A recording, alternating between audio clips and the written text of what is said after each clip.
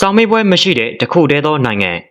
မင်္ဂလာပါပြည်သက်ကြီးဖင်လန်နိုင်ငံလို့ပြောလိုက်ရင်တော့ညဘက်ရန်ကောင်းကင်မှာစိမ်းမြရောင်ထွန်းလင်းနေတဲ့ဥတ္တရအလင်းတန်းတွေကိုပဲအရင်ဆုံးပြေးမြင်မိမှာပါဥတ္တရအလင်းတန်းတွေကိုလည်းဖင်လန်နိုင်ငံရဲ့ညဘက်တွေမှာသာအများဆုံးမြင်တွေ့ကြရတာပါ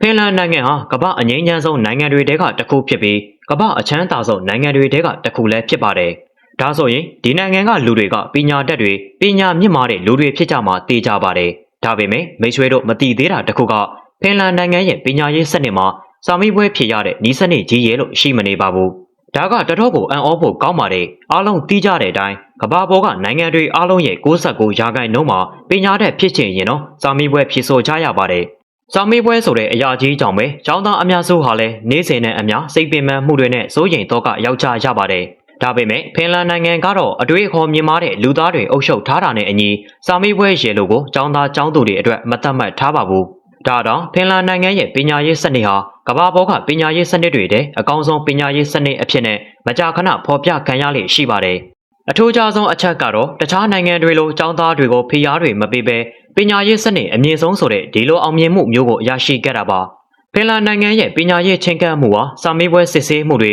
တင်ယူမှုတွေထက်တကယ်လက်တွေ့ဘဝမှာအသုံးဝင်တဲ့ယုံကြည်မှုကျန်းမာရေးနဲ့ညီမျှမှုတွေကိုသာပိုအဓိကထားပါတယ်။အထင်ရှားဆုံးအချက်တစ်ခုကတော့လာစဉ်နှစ်စဉ်ဖြေဆိုရတဲ့စံသတ်မှတ်ချက်တွေစာမေးပွဲမရှိတာပါပဲ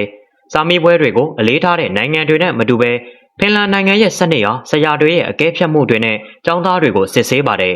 ဒီစနစ်ကြီးဟာဖိအားတွေကိုလျော်နှေးစေပြီးသင်ယူမှုကိုပိုပြီးစိတ်ဝင်စားကချစ်မြတ်နိုးစေပါတယ်ဒါအပြင်ဖင်လန်နိုင်ငံရဲ့ကျောင်းသားတွေဟာအိမ်စာလုပ်ရတာလည်းနည်းပါပါတယ်တခြားနိုင်ငံတွေမှာကြတော့ကလေးတွေဟာအိမ်စာလုပ်ဖို့တီးတန့်အချိန်ပေးရပါတယ်ဒါပေမဲ့ဖင်လန်နိုင်ငံမှာတော့ကလေးတွေဟာအခြားသောလှုပ်ရှားမှုတွေဥပမာကစားခြင်းမိသားစုနဲ့အချိန်ဖြုံးခြင်းတို့အတွက်သာပိုပြီးတော့အချိန်လိုအပ်တယ်ဆိုပြီးယုံကြည်ထားကြပါတယ်ဒါတွေကပဲကျောင်းသားတွေရဲ့စိတ်ရောကိုယ်ပါဖွံ့ဖြိုးမှုတွေအတွက်ပိုအရေးကြီးတာပါဒါကြောင့်လေစာမေးပွဲဖြစ်ဆိုခြင်းဆိုတဲ့ရှေးရိုးအစဉ်အလာကြီးတစ်ခုကိုမသတ်မှတ်ထားကြတာပါနောက်ပြီးဖင်လန်နိုင်ငံရဲ့ကျောင်းအချိန်စရာကိုကျောင်းသားတွေရဲ့ဘဝတစ်ခုလုံးနဲ့ညီမျှစေဖို့ကိုလည်းဖန်တီးရေးဆွဲထားပါတယ်